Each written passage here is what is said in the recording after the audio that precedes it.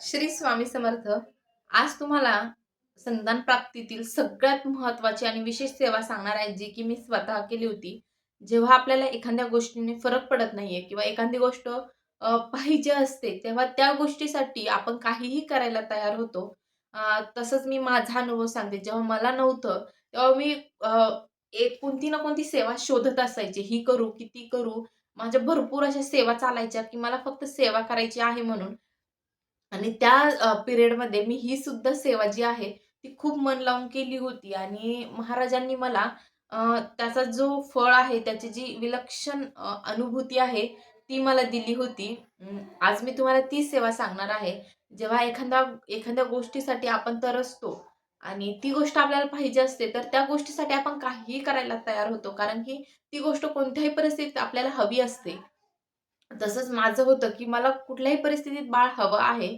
म्हणून मी कुठे ना कुठे शोधायचे, केंद्रात जायचे, "ताई मला सेवा द्या, काही द्या." मी कुठलीही सेवा करायला तयार असायचे. मग भलेही ती कितीही मोठी का असेना, मी सेवा करायची आणि तेव्हा माझ्याकडे वेळही भरपूर असायचा, की मी सेवा करेल म्हणून आणि ती सेवा मी केली. फक्त आणि फक्त 3 गुरुवार मी ही सेवा केली होती आणि ह्या सेवेने मला एवढे विलक्षण अनुभव दिले.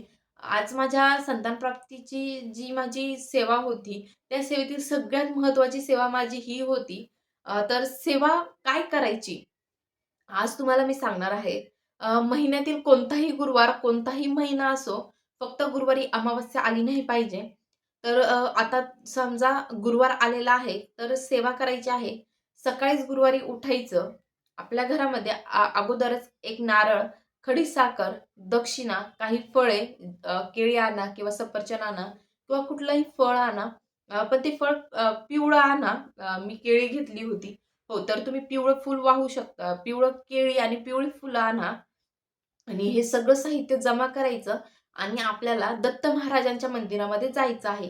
पहिल्या दिवशी जाऊन तिथेच दत्त महाराजांच्या मंदिरातच आपल्याला संकल्प घ्यायचा आहे. दत्त महाराजांच्या मंदिरात आपण संकल्प घेतल्यानंतर जे साहित्य आहे, साहित्य व्यवस्थित ऐकून घ्या. एक नारळ घ्यायचा आहे. त्यामध्ये पिवळं फळ घ्यायचं आहे. पिवळी फुलं, खडीसाखर आणि काही ₹11, ₹51 दक्षिणा त्यावरती ठेवायची आहे. हे सगळं दत्त महाराजांच्या मंदिरात घेऊन जायचं आहे. पहिले संकल्प करायचा आहे. आता मेन इथे येतं, की संकल्पामध्ये आपल्याला काय बोलायचंय म्हणून. संकल्प करताना पाणी हातावर घेतलं. आता तुमचं जे काही नाव आहे, गोत्र आहे, गोत्र माहीत नसेल तर काश्यप गोत्र म्हणा. हे सगळं तुम्ही म्हटल्यानंतर महाराजांना बोलायचं, की "दत्त महाराज, मी तुमची 3 गुरुवार ही सेवा करणार आहे. ही सेवा तुम्ही माझ्याकडून पूर्ण करून घ्या आणि ही सेवा करताना मला कुठलीही अडचण येऊ देऊ नका. माझी खूप दिवसाची एक इच्छा आहे महाराज, ती पूर्ण होत नाहीये. माझ्या पोटी एक चांगलं बाळ जन्माला येऊ द्या. मी त्या बाळासाठी खूप तरसली आहे महाराज. मी त्या बाळासाठी कुठलीही सेवा करायला तयार आहे. कुठल्याही परिस्थितीमध्ये मी सेवा करेल. फक्त तुम्ही माझी ओटी भरा. मी तुम्हाला माझ्या बाळाला तुमच्या दर्शनाला घेऊन येईल महाराज. फक्त आणि फक्त ही माझी सेवा आहे ती पूर्णत्वास न्या. मला एक छान असं बाळ द्या, संतान प्राप्तीची सेवा द्या. मी तुमची सेवा मनोभावे करेल. हे म्हणून आपल्याला ते पाणी तिथे सोडून द्यायचं आहे. हे सगळं सोडल्यानंतर ते जे सामान आपण आणलं होतं ते महाराजांना अर्पण करायचं आहे. आणि हे असं आपल्याला 3 गुरुवार करायचं आहे. जे नारळ, सेम, फुलं, फळं हे तिन्ही गुरुवार महाराजांना घेऊन जायचे आहे. तिथे अर्पण करायचे आहे. घरी यायचं आहे. उपवास पकडायचा नाही. उपवास पकडायची काही गरज नाहीये. घरी यायचं आहे आणि आपल्या अ, अ, स्वामी सेवेमध्ये दत्त बावनी म्हणून आहे बघा. ही दत्तबावनी आपल्याला 3 वेळा म्हणायची आहे आणि हा दत्तबावनीचा अतिशय प्रभावी उपाय आहे, जो की मी माझ्या आयुष्यात घेतला. तुम्हाला कुठल्याही आजारपण असो, कुठलीही तुमची प्रॉब्लेम असो, ही दत्तबावनी जी आहे ती खूप इफेक्टिव्ह आहे. तर तुम्हाला 3 वेळा दत्तबावनी म्हणायची आहे. आता दत्तबावनी ची सुरुवात कशी करायची? आपण संकल्प तिथे केंद्रातच मंदिरातच करून आलेलो आहे.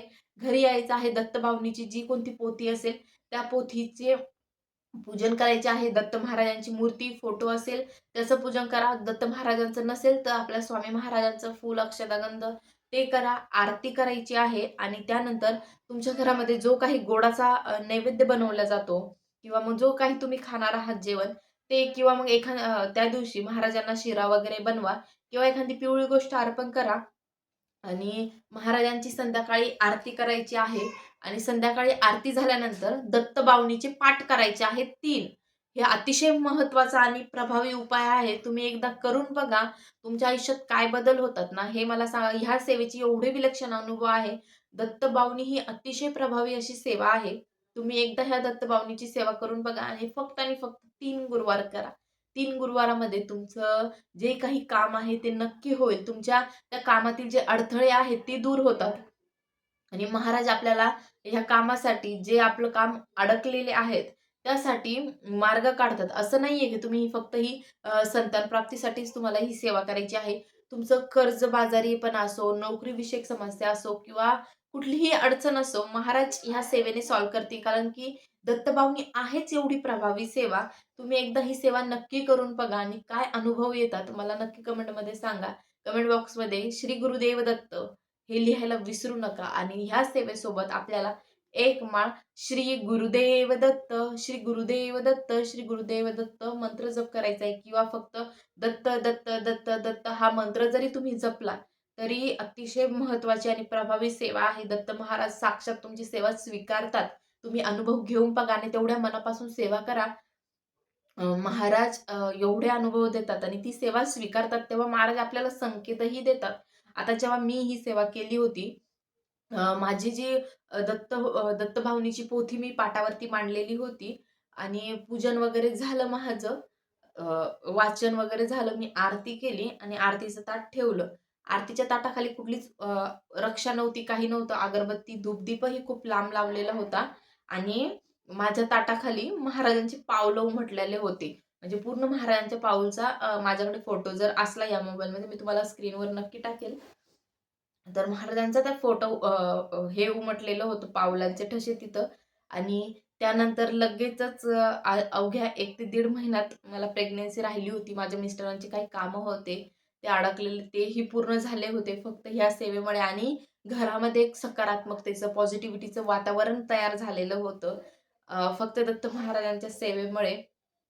तुम्ही एकदा महाराजांची सेवा करून बघा. तुम्हाला काय अनुभव येतात मला नक्की सांगा. व्हिडिओ आवडला असेल तर नक्की लाईक, शेअर, सबस्क्राईब करा. सेवा करा, सेवेकरी व्हा. श्री स्वामी